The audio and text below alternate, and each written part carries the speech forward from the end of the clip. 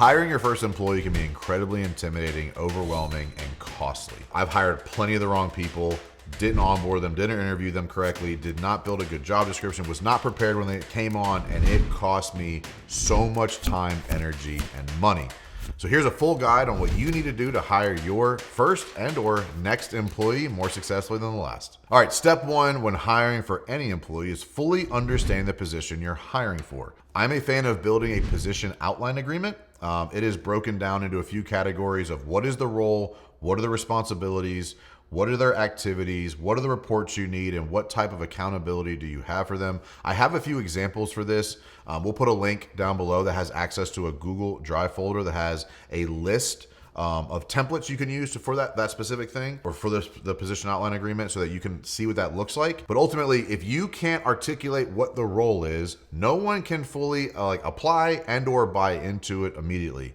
Saying, well, we'll hire somebody, then we'll figure out what they're going to do when they get here. Done that. That doesn't work. Hiring somebody with a generic job description of project manager or office manager doesn't work for them. And you might know what it is, but they want to know more in detail what they're actually applying for or looking to interview for. But the first step by far is understanding clearly what is the role you're hiring for, what are their responsibilities and requirements, and what are you looking for them to do to bring you value inside your company?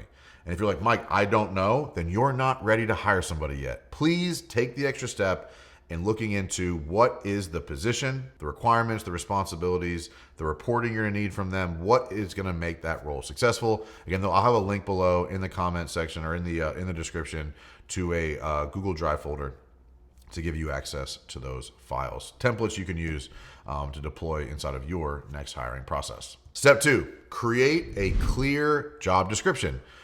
Generic job descriptions do not attract the best employees. It'll attract a bunch of people that are door knockers. It'll attract a bunch of people that are trying to keep their unemployment. It'll attract a bunch of people who are not bought into being a high performer or super valuable asset of your company. Here are 3 things every job description needs to have. 1, what are they going to own inside their job? Like, what is the actual job requirements? 2, what are the skills you're looking for from that candidate inside of that job? And then 3, what is the company going to provide the employee? So like, it's pretty simple. Hey, we're hiring for an office manager. They're going to own the administrative operations inside of our office on a day-to-day basis. We're looking for someone that's skilled in Office Suite, that understands detail and can really understand managing data both inside and outside the company. And we're going to be able to provide that person this training, this asset, this skill set, this technology, or whatever. That's the job description.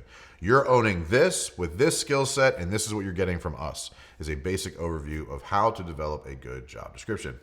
At this point, man, plug it into ChatGPT. Like, I'm not going to ignore the fact that it's there. If you put in, make me a job description for, it's going to print out something that's pretty damn close.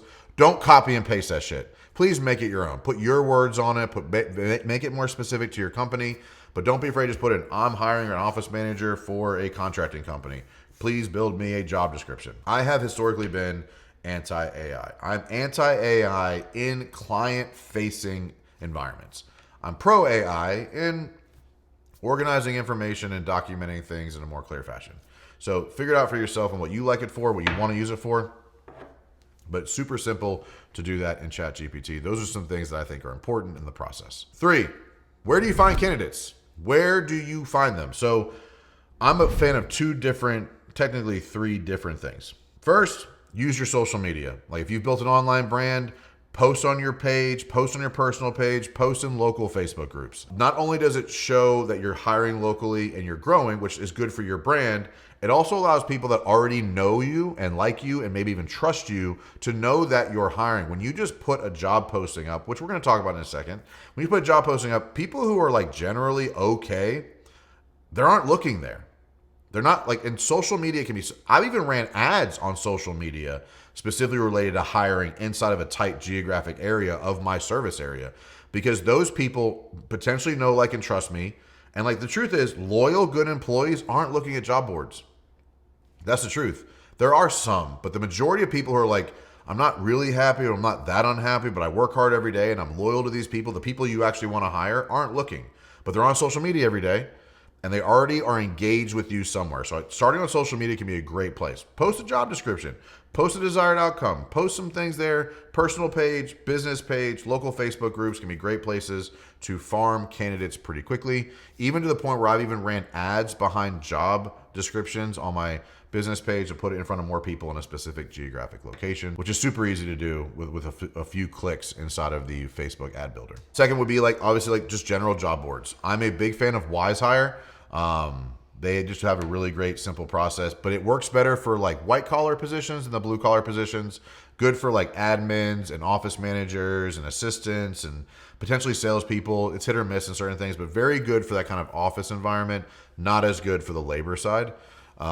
Indeed and LinkedIn are also good places to hire for those things. But again, laborers are not looking at job boards more often than not. So sometimes you have to get creative. I'm not going to say as much as to poach, but having conversations with people out in public, and if you're at the labor house or you're at the supply house, you're at the distributor, you're talking to people around, hey, do you know anybody looking? Ask your supply house or distribution houses, salespeople, hey, do you know anybody that might be looking for a job? Because when you walk in, you're sitting there waiting on an order, you bitch and moan. People want to hear themselves talk. And so a lot of times those facilities will know who's good, who's bad, and who's looking. So social media, job boards like WiseHire, Indeed, or LinkedIn, and then just talking to the people that are in the industry. Going to events could be one, but just calling or going to your supply house or distributors and saying, hey man, who do you know that's not really happy but is a good dude? That great ways to get connected to incredible candidates that are currently inside of your market that may or may not be looking, but would definitely take an opportunity if one presented itself. Next is how to interview more effectively. I have a 20-minute video on how to interview effectively in a four-part interview process. I'm going to give you 3 quick tips, and then please go find that other video on the channel. Ton of more information on this, but it's important to look for 3 specific things when interviewing. One is their core value alignment. Do they operate, think, and behave and make decisions the way that you would want them to? That can be done through utilizing core values through a virtual or in-person interview, but very important to understand, does that person operate a way that aligns with the culture that you're trying to build and maintain? Second is effectively diagnose their history and what value they plan to bring to you.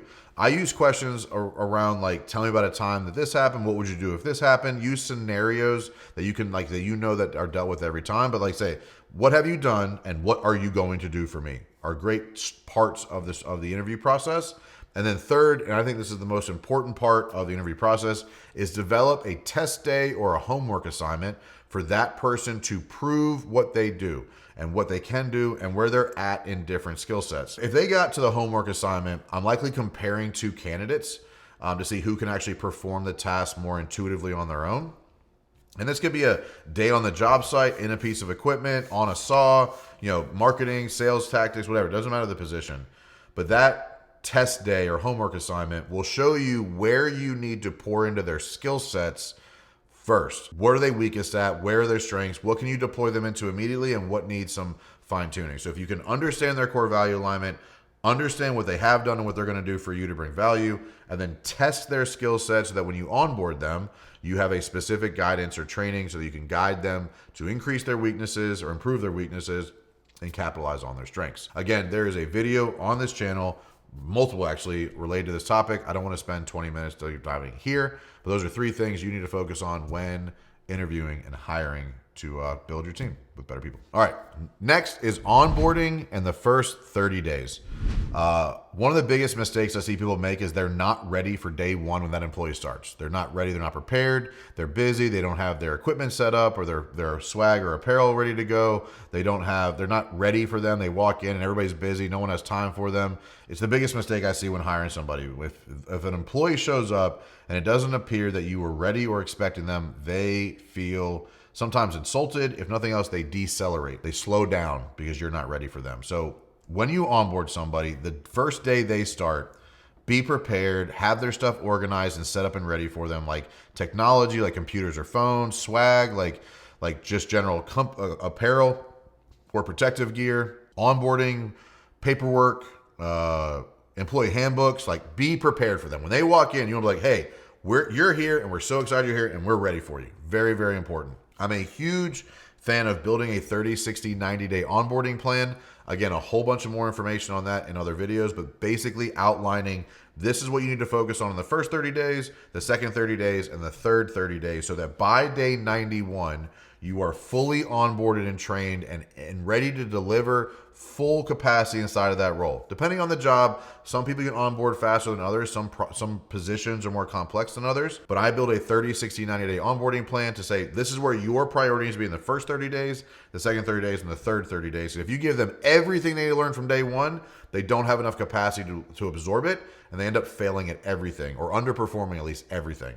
So getting them hyper-focused on where their attention and focus needs to be in the 30, 60, 90 days post onboarding. And that includes training, company values, mission statements, vision of the company, other people, like meeting and learning other people, developing and learning SOPs. There's a lot to that. But overall, if you just search Mike Claudio 30, 60, 90, I promise there's a video. It might even be suggesting it right here for you to watch next. All right, this next piece sometimes can become the most cumbersome and challenging, but building the proper incentive and pay plans. Look, people want to make money, man. Like, it's just the truth. And a lot of business owners don't want to pay money to anybody to do anything. And that becomes a really big sticking point when scaling a company and developing something that you can count on others to do. It costs money to hire good people. Just like in the contracting space, you get what you pay for. It's the same when hiring, man. Like, you get what you pay for. But understanding, like, building a competitive, fair, and what I like to call value-based comp plan. What I mean by that is I like operating in a meritocracy. I'm going to compensate you based on the merit of the value you bring me. I'm not big on like longevity or you just, it's the next year, so you get a raise. I'm not a big fan of that. I'll pay somebody who's 10 years younger and only been around for 10 days more than the guy who's been here for 5 years if this person's bringing me more value. So I like performance pay for most employees. I like bonus structures that are based on performance, whether of the company or of the specific role, but building some form of an incentive and pay structure that gives them some level of comfort in their consistent pay, but then some form of performance pay bonus structure based on how the company and or the position.